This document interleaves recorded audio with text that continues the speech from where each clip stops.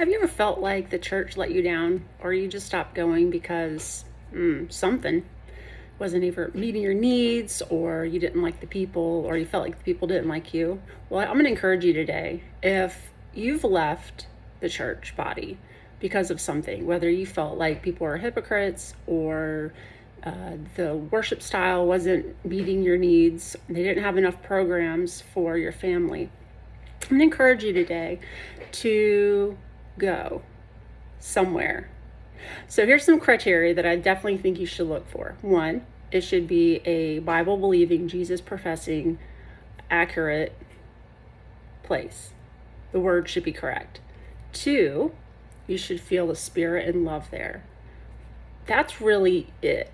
Now, other than that, if you have a lot of kids, you have family, you want to, there's so many places, guys. There's so many places. Just find something that has a kids program, but honestly, a lot of what you're going to get out of it is what you're willing to put into it, just like with anything. So I would encourage you guys, if you've been burned by the church, right? You feel like somebody has done you wrong. Well, guess what? You're in good company, because we've all done stuff. In fact, you probably have done something too that maybe have rubbed somebody else wrong. So that's the great thing about the Lord. He has forgiveness. But it's important. You're like, well, I can worship God on my own at home. I can learn everything I need. I've got the Bible right there. I can watch something online. I can do that. And it's actually true, very true. You can do a lot of these things from home, and this is a perfect thing for people, especially who maybe don't live near a church. Not many places, but that can happen. Or maybe you're not able to get out of the house, maybe from an illness or disability and things like that, and you're not able to go. But for most of us, I encourage you to go. And you're like, well, it's been so long, I don't know anybody. That's okay. Just go. Now, I wouldn't necessarily shop around. I've seen people like shop for churches. You can do some research ahead of time. Go, listen. Or if you want to shop, you can listen to a sermon online. Again, it comes down to, is the word accurate? Is it being preached truthfully in a way you can understand it? No matter where you go, you want to be able to be growing spiritually with the Lord. It's only part of what they're going to be bringing to you. A lot of it is what you're going to be putting into it. So with places where you might go, say it's a really big church, there's likely a lot of programs. Don't just attend on a Sunday morning for your 1 hour done and done. Get involved in something. Find a life group or a Sunday school class. Get your kids involved. Go to church services with them. Plug in. It's the best way to get to know people and feel more like the community of the church. But it's scriptural. God does tell us that we are to go. So it says this in Hebrews 10:23-25. Let us hold unswervingly to the hope we profess, for he who promised is faithful. And let us consider how we may spur one another on toward love and good deeds, not giving up meeting together as some are in the habit of doing, but encourage one another, and all the more you see the day approaching. It's important. It's important because we learn and we grow alongside other people, just like iron sharpens iron. If we're not even having anybody around us who's encouraging us and challenging us outside of the people that we live with, you're not going to grow as much.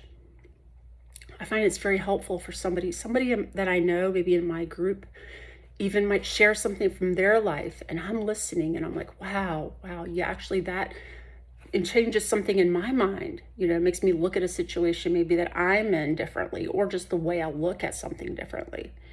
And so it's really helpful. Say you're going through a hard time, having those people there to pray with you and check in on you. It's a great thing. So I very much encourage you. This thought pattern kind of brought back up to me because I just met a woman the other day, super nice lady. Her and her husband both, we ended up getting this really great desk for our craft area. They gave it to us as long as we could bring it out of the house. It was heavy. So I asked her, I was like, hey, where do y'all go to church? She's like, oh, we don't go to church. I'm like, oh, okay, cool. And so we were doing stuff, and I was like, hey, we'd love to invite you to ours. She's like, oh, well, it's been a while. I'm like, that's okay. She's like, I just don't know. You know, I've been around church and it just kind of was a turn off. Like, oh man. You know, I've definitely been places that I didn't feel welcome. Not too many, but I have been in places where I genuinely walked through the door and it felt sterile. It felt like the spirit was not there. I didn't feel necessarily welcomed. Felt like eyes were on you, like, oh, who's the new person, you know? Don't go there. But there's so many. Look, just if you had a bad experience somewhere, I'm sorry. We're humans and people will mess up. People will fail you, but God will never fail you. You might even feel like he's failed you. Maybe you're going through a lot and you're like, God, why is this happening to me? You must not love me. You must not really be there. You might even think that. And maybe he's not even there. That's okay. Just like I told her, I was like, hey, why don't you just, I gave her where we're going. I was like, why don't you just come try us out? Why don't you just come walk through the doors and see how you feel?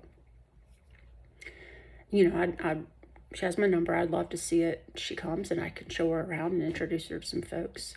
You know, another thing that was brought up was things in their life that they felt like, not necessarily they're the only one, but maybe the people in the church couldn't relate to. Man, I could relate to her that day. We got to talking. We were sharing some stuff like, oh man, yeah, I'm sharing the same kind of stuff that's been going on in some situations. And I'm like, totally get you. Totally get you. The great thing is, God doesn't care if we're messy. In fact, he welcomes it. That's who he came for, right? He helps us with all of our mess. He doesn't expect us to get fixed up beforehand because we really cannot do it on our own. He never expects us to fix ourselves, then go. We go. And we're all broken in different ways. Some of us similar, but we're all broken. And we all need God. And God, true, is not just in the church building, right? He's here today in my craft room.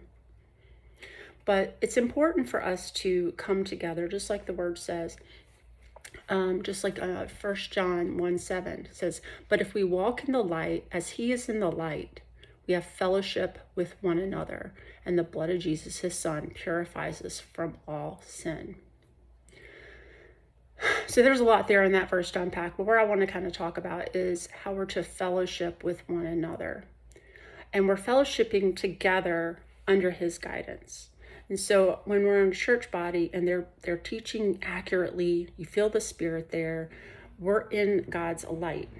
And we're joining through that light, through that truth together, and we're walking out this journey together and encouraging us together. You know, with families, maybe you have kids, you're working together with them. They have challenges, you have challenges, and you're kind of working through it. Or with marriage stuff, or having to take care of parents, or whatever it is, right? Even divorce, like our church has a divorce care thing because it's a real thing that happens. Prodigal child happens, you know, people get really ill. We have a care ministry, happens. All these different things, blended families. You know, some people are like, oh, you should never have a divorce. Well, there's words about that in the gospel, but I'm just telling you, there's a lot of things in life, and we are to not feel like our life isn't worthy of being in that atmosphere. You are totally worthy of being in that atmosphere. Never feel like you have to come in all together. And I know it's easy for us. I do the same thing. How are you doing today? Oh, I'm good. I'm like, no, I'm really not good today. I don't know if everybody wants to hear that. But when I get around my core group that I've met there and that are part of my circle, not my clique, because I love bringing more people in, but there's certain people that I will share. It's like, you know what, today's actually been a really hard day, or this week or this month has been a really hard season for me. I am struggling. And you can have these people that you can really bond with and really open up to and share. You know, there'll be some other women that I might, you know, talk about, you know, marriage stuff or raising the kids or whatever it is. And they can relate to me. And I'm not just always dumping on my husband for absolutely everything, right? Which is important to do, is to converse with your spouse. But, you know, not everybody's even there. Maybe a single mom, single dad, whatever. Or you're just single. You're a teenager. We all have stuff. We all need people. And so I'm just going to encourage you today that if you've fallen away or stopped going somewhere, to go back If it's just you just stop going because you got busy, take that time. Take that time, it's very important. Try to take a minute and breathe while you're in the thing. Don't be like sitting there that I just got to get my hour fix, you know. It's what you put into it. Are you really listening, or are you watching your clock? The only thing that's going to really change you is being transformed by it. God says to be transformed by the renewing of our mind. And we can only be renewed of our mind as if we're listening to the word and we're putting it in our heart. What's in our heart is in our mind. It'll come out in our life. So let's put good stuff in. Let's put helpful advice in. Let's put God's word in. Let's put encouragement in. And then what you have in, you can put out. It'll make you a better wife or spouse. It'll make you a better a daughter, a better mom or dad. You know, I'm a lady, so I'm doing all the ladies ones, but follower of God, friend, coworker, whatever it might be. With God in your life and being poured into, then you can pour out. When you're drained all the time, you're never getting that fulfillment. Like when I've been down and I couldn't get out of the house, or like when we were having COVID, it wasn't the same, was it? It's not the same as fellowshipping together. So it's very, very important. And I encourage you, the first step, if you're not doing anything right now, I want to encourage you to go somewhere new. You're non-denominational or you're Baptist, find something, whatever, and make sure that the word is accurate and you feel the Spirit. If you do, hang out a bit. See where you can plug in. Guarantee you there's some group there for you that you'll find and you'll connect with. Now, the other flip side of the coin is this. You've been going and you feel disconnected. Well, I would find somebody and pray with them. Find a leader or find out if there's a group and get plugged into a group, because sometimes we can get lost in the crowd, especially if it's a big church. We go to a big church and it's easy to get lost into the crowd if you're not connecting. So if you are attending somewhere, but you're feeling kind of still lost in the crowd where like you could stop going and nobody would notice, you need to connect. Find somewhere to connect and follow through on that. And it's hard. It's like any new habit. Anytime you start a new habit, it takes a few weeks of just that constant going and making it a priority in your life. Think about it. It's like exercise. If you were only exercise once a week for an hour, you wouldn't be very fit. Same thing goes with our spiritual. If we're only doing 1 hour a week, we're not going to be very fit. We're going to feel like, okay, we're doing pretty good, but it's not going to make a big impact. The more you pour in to your spiritual life, the greater impact it'll have on you and then those around you. Say you are plugged in, so you're attending services, you're plugged in, you're serving, you're doing all the things, and you're feeling drained. Well, I get that too.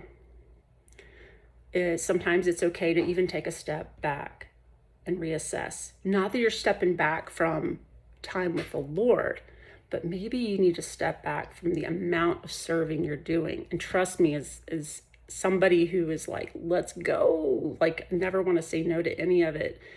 Sometimes it's necessary to take a step back to look at your life, your spiritual life, saying, I'm busy. I'm just busy, but I don't feel as fulfilled.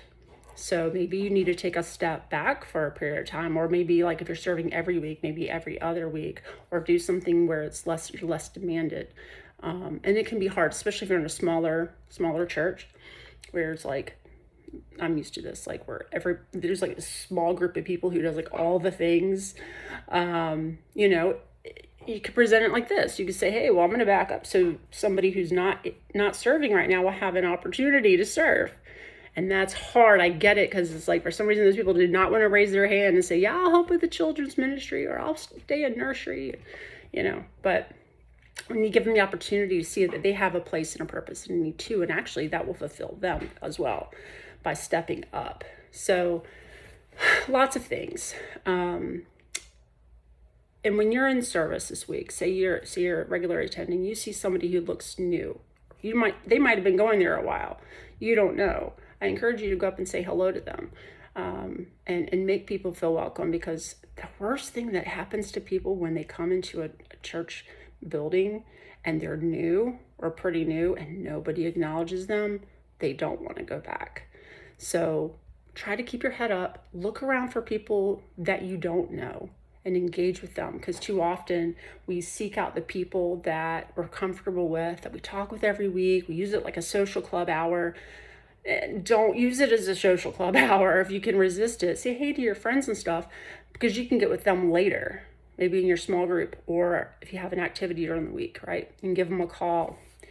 Go find people who you don't know, who are new, and say hello to them. And they might, like I say, they may have already been in a group. That's fine. You'll have engaged with them.